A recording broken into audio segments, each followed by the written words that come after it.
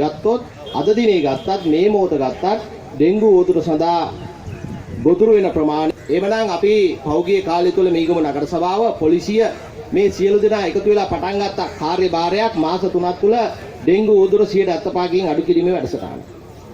මොකද අද වෙද්දී අපිට පුළුවන්කම ලැබිලා තියෙනවා ලංකාවේ අනෙක් ප්‍රදේශවල ඩෙන්ගු රෝගීන් වාර්තා වීම වැඩි වෙන ප්‍රතිශතයට වඩා අඩු වේගයකින් තමයි මීගම ආසනය තුල පෞගිය සති දෙක තුල වාර්තා වෙන්නේ. ඒ නිසා එක ජයග්‍රහණයක් අපේ සියලු දෙනා එකතු වෙලා පක්ෂ පාට ಜಾති ආගම් ભેද මොකුත් නැතුව මේ කරන ක්‍රියාදාමය තුල අපිට පුළුවන්කම ලැබිලා තියෙනවා අද වෙද්දී ගම්පහ දිස්ත්‍රික්කයේ අනෙක් ආසන එක්ක සංසන්දනය කරද්දී විශාල අඩුවීමක් අපිට කරගන්න පුළුවන්කම ලැබුණා සතියකට. ඒ නිසා මේක ඉදිරියට ගෙන යන්න නම් අද තමුන්නාන්සලා මේ කරන කාර්යභාරය අරා ජනතාව ගමේ කුරුණ ප්‍රදේශයේ බෝලාන ප්‍රදේශයේ කඩොල්කැලේ ප්‍රදේශයේ ජනතාව තව තවත් දැනුවත් කළොත් මම හිතනවා තවත් ඒක අඩු මට්ටමකට කරගන්න පුළුවන්. ඒ නිසා මේ සියල්ලක් මේ දේශපාලන නායකත්වයට එහෙම නැත්නම් අපිට විතරක් මේක කරන්න බෑ, නගර සභාවට විතරක් මේක කරන්න බෑ. මේක කරන්න නම් ජනතාව තමන්ගේ පරිශ්‍රය, තමන්ගේ ගේ, තමන්ගේ ඉදිරියේ තමන් සුද්ධ පවිත්‍ර කරගන්න ඕනේ. ඒක තමයි අද ITN මාධ්‍ය ජාලය මූලිකත්වයලා කරන්නේ. ඒක තමයි වෙන්නත් ඕනේ. මොකද මේක නගර සභාවට හෝ ආණ්ඩුවකට හෝ මේක විසඳන්න පුළුවන් ප්‍රශ්නයක් නෙමෙයි. මොකද ඩෙන්ගු කීට සමීක්ෂණ ආයතනයෙන් හොයාගෙන තියෙනවා 80%ක් ඩෙන්ගු මදුරුවා බෝ වෙන්නේ තමන්ගේ පරිශ්‍රය තුල කියන එක.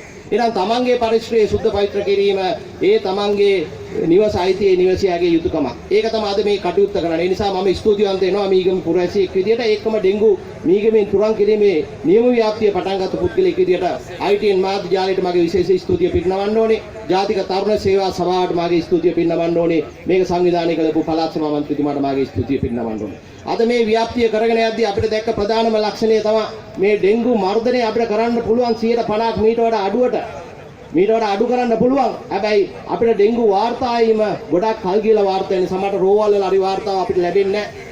සමහර රෝවල් වලට ඇතුළත් කරගන්න බෑ. ඒගොල්ලෝ ගෙවල් වල ඉන්නේ මේ වාර්තාව අපිට එන්නේ නැහැ. මොකද මේ වාර්තා ටික අපිට හරියට ආවනම් අපේ නගර සභාවේ සෞඛ්‍ය වෛද්‍ය නිලධාරි මාතෘ PHI මාතෘ ඒ වෙලාවෙම ගිහලා ඒක චෙක් කරලා ඒ කීටෝ ඉන්න තැන් විනාශ කරන්න තිබ්බා. නමුත් ඒව ක්‍රමවේදයක් අද අපේ මේ ක්‍රමයේ තුල නැහැ.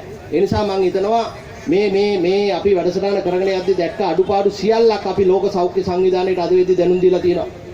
ඩෙන්ගු මර්ධන ක්‍රියාකාරී අපේ අසිත මාත්‍යට අපි දැනුම් දීලා තියෙනවා. ඒගොල්ලෝ ඉදිරියේදී විශේෂයෙන් ඩෙන්ගු මර්ධනය කිරීමේදී අපේ තියෙන අඩුපාඩු සියල්ලක් අපි දැනුවත් කරලා ඒගොල්ලෝ ඒ වාර්තාවක් අදලා දෙසැම්බර් දැන් මේ ජූලි මාසෙ විතර මේ වෙද්දී 300කට වඩා ආසන්න ප්‍රමාණයක් මැරලා. හැබැයි දෙසැම්බර් මාසෙත් මේක ආපහු සක්‍රිය වෙනවා සාමාන්‍ය පෞද්ගලික අවුරුදු පාත් එක්ක.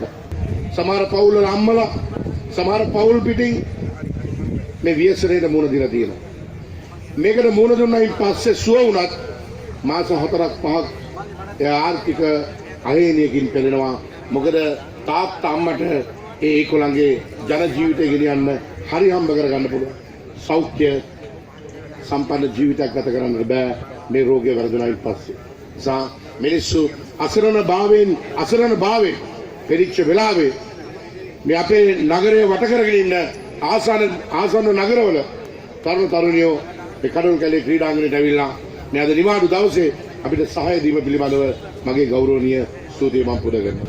මම විශ්වාස කරන විදිහට මේක නිර්මාණය කරන්නේ අපිමයි. ඒ නිසා අපිව දැනුවත් වෙන්නට ඕනේ. අපිව දැනුවත් කරගන්නට ඕනේ. නොදන්න අයව අපි දැනුවත් කරන්නට ඕනේ. ඒක තමයි අද දවසේ ඩෙන්ගු මර්ධනයේදී කළ යුතු අංක 1 ක්‍රියාදාමයේ හැටියට අපි සලකලා තියෙනවා. මළමිනි මට දේශපාලනය කරන්නට අපි ලෑස්ති නැහැ. දේශපාලනය අපිට වෙනම කරන්නට පුළුවන්. ඒ නිසා තමයි ජාති ආගම් කුල පක්ෂ ભેදයෙන් ජය පරාජයන් වලින් තොරව අපි සියලු දෙනාම අද අත්ල් බැඳගෙන ඉන්නේ. ඒ වගේම නිමල් ලංසබැත්තුමා වැඩපිළිවෙලක් සකස් කරලා ගෙනිච්චා. ඒකට අපි සහයෝගය දුන්නා. සමසභාපතිවරුන් හැටියට මම එක්සත් ජාතික පක්ෂයේ නායකයා හැටියට මේ ප්‍රදේශයේ ඒ වගේම ශ්‍රී ලංකා නිදහස් පක්ෂයේ සංවිධායකවරු හැටියට ලලිත් දෙන්සිල්වත්තුමත් අපි අත්වල බැඳගෙන මේ ගමන ගියා. මේ හැම පැත්තෙම හැම අංශයකින්ම අපි ක්‍රියාත්මක වෙන්නේ මේ ජනතාව බේරා ගැනීමේ පරම පිවිතුරු චේතනාවෙන්.